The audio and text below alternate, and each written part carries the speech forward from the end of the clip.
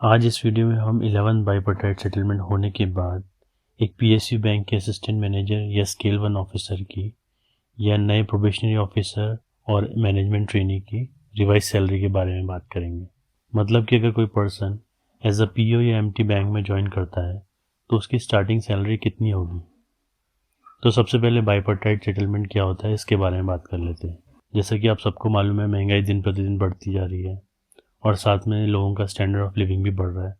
तो बैंकों की एक यूनियन होती है, वो गवर्नमेंट ऑफ इंडिया को अप्रोच करती है कि बैंक एम्प्लॉयज़ की सैलरी बढ़ाई जाए और सैलरी बढ़ाने के साथ साथ कुछ और शर्तों को भी गवर्नमेंट के सामने रखती है, जैसे कि एनपीएस न्यू पेंशन सिस्टम को स्क्रैप करना या हर सैटरडे छुट्टी होना बजाय कि सेकेंड और फोर्थ सैटरडे के, वगैरह वगैरह।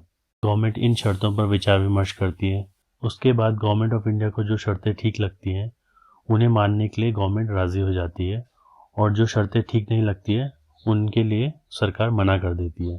उसके बाद अगर यूनियन गवर्नमेंट ऑफ इंडिया के डिसीजन से सहमत है तो बाइपर्टाइट सेटलमेंट कंप्लीट हो जाएगा, और अगर यूनियन सहमत नहीं है तो वो दोबारा से गवर्नमेंट ऑफ इंडिया को अप्रोच करेगा। फाइनली बैंक यूनियन और गवर्नमेंट ऑफ इंडिया के बीच बहुत नेगोशिएशन के बाद जब दोनों एक कंक्लूजन पर सहमत होते हैं तब बाइपर्टाइट सेटलमेंट कंप्लीट हो जाती है और बैंक एम्प्लॉयज़ की सैलरी बढ़ जाती है। ये बाइपर्टाइट सेटलमेंट बैंक्स के लिए जनरली हर 5 साल में होना होता है, पर हमेशा की तरह ये सेटलमेंट होते होते 8 साल तो लग ही जाता है। जैसे कि जो 2012 में 10th बाइपर्टाइट सेटलमेंट होना था वो 2015 में कंप्लीट हुआ, और जो 11th बाइपर्टाइट सेटलमेंट 2017 में होना था वो 2020 में हुआ। जो 11th बाइपर्टाइट सेटलमेंट है उसमें काफ़ी सारे चेंजेस आए हैं, जैसे कि स्पेशल पे अलाउंस विद डीए बढ़ा दिया है, 16.4% कर दिया है, और बेसिक पे डीए हमेशा की तरह घट जाता है। उसके अलावा एक नया अलाउंस जोड़ दिया, लोकेशन अलाउंस। पहले सीसीए मिलता था, सिटी कंपनसेटरी अलाउंस, जो कि कैपिटल्स एरियाज़ में या एरिया 1 अर्बन मेट्रो सिटीज़ में मिलता था, बट जो और जगह काम करते थे अदर देन सिटी एरियाज़ या कैपिटल सिटीज़ के, उन्हें कुछ भी नहीं मिलता था, बट अब उन्हें भी फिक्स 700 रुपये मिलेगा। उसके अलावा एक नया लर्निंग अलाउंस भी ऐड किया है जो कि 600 रुपये है, 600 प्लस उसमें आपको डीए भी मिलेगा, यानी कि डियरनेस अलाउंस। जो आपकी सैलरी होती है उसमें बहुत सारे कंपोनेंट होते हैं, जैसे कि बेसिक पे, डीए, एचआरए, सीसीए, बहुत सारे। इन सब कंपोनेंट्स की वैल्यू को ऐड करके आपकी ग्रॉस सैलरी बनती है। उसी तरह से आपके डिडक्शन भी होते हैं, जैसे कि पीएफ, प्रोविडेंट फंड, जो मंथली बेसिस पे कटता है और रिटायरमेंट के टाइम आपको मिलता है। टीडीएस यानी कि टैक्स, जो कि आपका सैलरी के अकॉर्डिंग कटता है। यूनियन फीस, जो आप बैंकों की यूनियन है जो बैंक एम्प्लॉयज़ की मदद करती है, उसके लिए यूनियन फ़ी भी हर महीने देनी पड़ती है। वेलफेयर सोसाइटी है, वगैरह वगैरह, जिन्हें कि आप ग्रॉस सैलरी से अगर माइनस करते हैं तो आपको फाइनली नेट सैलरी या इन हैंड सैलरी मिल जाती है, जो कि एक्चुअल में आपके अकाउंट में क्रेडिट होती है। तो अब इसको हम कैलकुलेशन के हिसाब से समझ लेते हैं कि जो नया पीओ या एमटी बैंक में ज्वाइन करेगा उसे इन हैंड सैलरी कितनी मिलेगी। तो ग्रॉस सैलरी का पहला कंपोनेंट है बेसिक पे। बेसिक पे 11 बाइपर्टाइट सेटलमेंट होने के बाद 36,000 हो गई है। 10 बाइपर्टाइट सेटलमेंट में ये स्केल 1 ऑफिसर या असिस्टेंट मैनेजर के लिए 23,700 थी, अभी 36,000 हो गई है। उसके अलावा एक स्पेशल पे है। स्पेशल पे इस केस में ज़ीरो होगी क्योंकि ये जनरली आर्मी से रिटायर्ड लोगों को मिलती है, तो इसलिए ये ज़ीरो ही लिखा है मैंने। फिर है डियरनेस अलाउंस यानी कि डीए। ये आपका हर 3 महीने में रिवाइज होता है। अभी रिसेंटली एज ऑफ नाउ ये 23.87% है ऑफ बेसिक।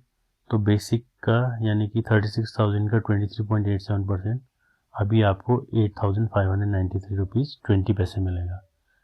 फरवरी में ये दोबारा रिवाइज होगा, यानी कि जो आपको फरवरी में सैलरी मिलेगी उसमें आपको ये डीए बढ़ जाएगा। उसके बाद एचआरए है, हाउस रेंट अलाउंस।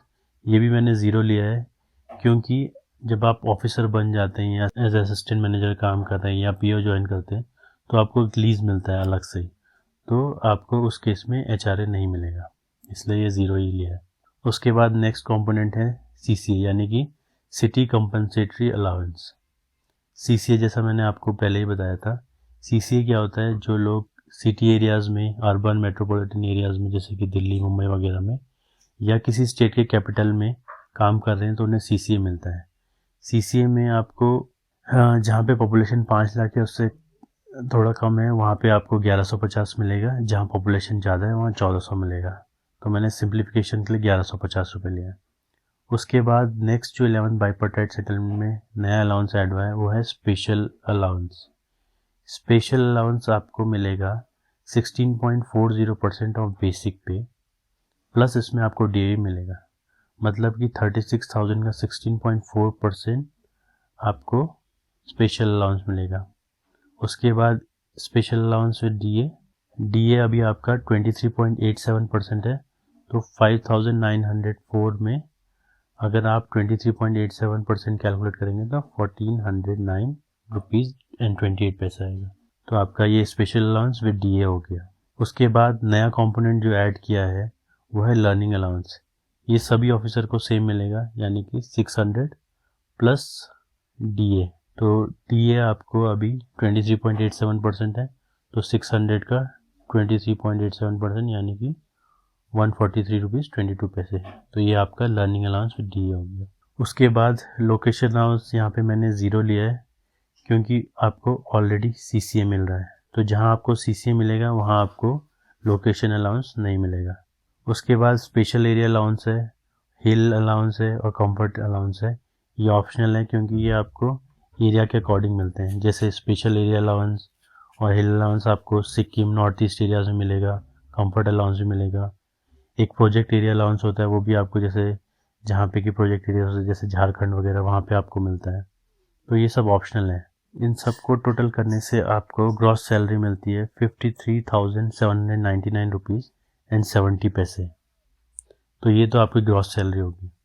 उसके बाद मंथली आपके कुछ डिडक्शन भी होते हैं जो कि आपकी सैलरी से डिडक्ट होने होते हैं। सबसे पहला है पीएफ यानी कि प्रोविडेंट फंड। प्रोविडेंट फंड क्या है कि हर महीने आपकी सैलरी से कुछ अमाउंट कटता है, वो आपके फ़ंड में जमा होता रहता है। फिर जब आप रिटायरमेंट होते हैं तो आपको एक साथ सारा फंड मिलता है, उसमें जितना भी इंटरेस्ट ऐड होता है वो सब मिला के मिलता है। अब प्रोविडेंट फंड का कैलकुलेशन क्या है, जो आपकी बेसिक पे है, बेसिक पे प्लस डीए, इन दोनों को ऐड करके अगर आप 10% कैलकुलेट करेंगे तो वो आपका पीएफ में जाएगा। तो बेसिक प्लस डीए का 10% आपका पीएफ में जाएगा। उसके अलावा टीडीएस है, टैक्स डिडक्टेड एट सोर्स, यानी कि जो आपका टैक्स कटता है मंथली। ये आपका मैंने सिंप्लीफिकेशन के लिए 4,000 लिया है। ये अमाउंट ज़्यादा भी हो सकता है, कम भी हो सकता है। ये डिपेंड करेगा आपका इनकम क्राइटेरिया पे कि आपकी सैलरी कितनी है, टैक्स स्लैब के अंदर आती है कि नहीं आती है, कम है कि ज़्यादा है, उस हिसाब से मैंने सिंप्लीफिकेशन के लिए 4,000 ले लिया। उसके बाद है यूनियन फ़ीस। यूनियन फ़ीस वह भी ये भी मंथली कटती है। ये भी उसी के लिए है कि आप जैसे यूनियन काफ़ी टाइम आपकी मदद करता है या जैसे सेटलमेंट वगैरह कराने में आपको मदद करता है, उसके लिए आप यूनियन फ़ी पे करते हैं। फिर वेलफेयर सोसाइटी और फंड है, इसमें भी मंथली कुछ अमाउंट कटता है। ये फंड इसलिए होता है जनरली कि कभी किसी एम्प्लॉय की डेथ हो जाती है या कभी वो बीमार पड़ जाता है, तो जो ये वेलफेयर सोसाइटी है इस फंड को यूज़ करके एम्प्लॉय या एम्प्लॉय के फैमिली मेम्बर्स की हेल्प करती है। उसके बाद ये स्टैंडर्ड रेंट है। जैसे कि मैंने आपको पहले बताया था कि ऑफिसर को या पीओ को एचआरए ना मिलके लीज़ मिलता है, तो उस लीज़ का आपको एक स्टैंडर्ड रेंट हर महीने कटवाना पड़ता है। ये लीज़ का एक तरह से आपका चार्ज लगता है हर महीने। उसके बाद नेक्स्ट है प्रोफेशनल टैक्स। प्रोफेशनल टैक्स ये हर स्टेट में अलग अलग होता है, किसी किसी स्टेट में बिल्कुल ही नहीं है। जैसे सिक्किम में आपका सैलरी के अकॉर्डिंग 125 से लेकर 200 के बीच में है। उत्तराखंड में ये आपको नहीं पे करना पड़ता प्रोफेशनल टैक्स। ऐसे ही हर स्टेट का अलग अलग है। उसके बाद नेक्स्ट है फर्नीचर रेंट।